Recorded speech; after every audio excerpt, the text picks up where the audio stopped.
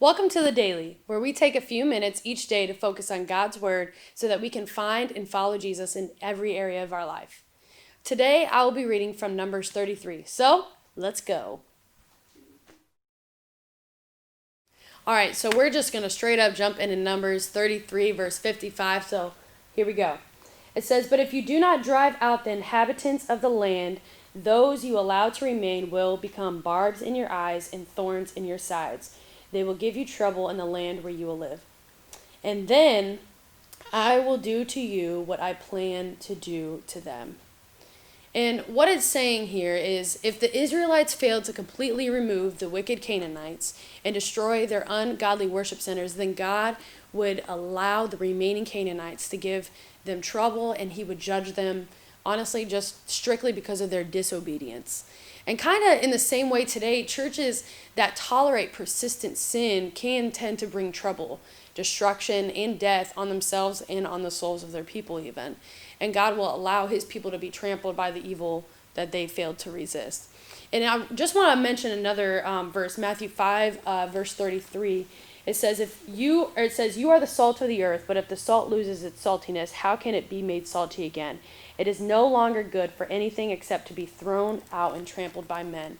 Now, salt here has several properties and benefits that make Jesus' metaphor particularly relevant to his followers. It seasons and flavors food, as Christians should enhance and benefit the people and society around them. Salt also is a preservative, just as Christians in the church today should resist moral corruption and decay, preserving a godly influence on the culture, how we're kind of doing, right?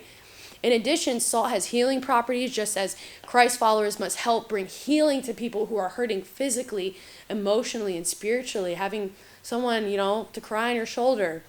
Salt creates thirst, just as Christians, through their good example, should create spiritual thirst, giving people a desire to know about God more and influencing many to follow Christ. That's right. That's like the big commandment for us to do.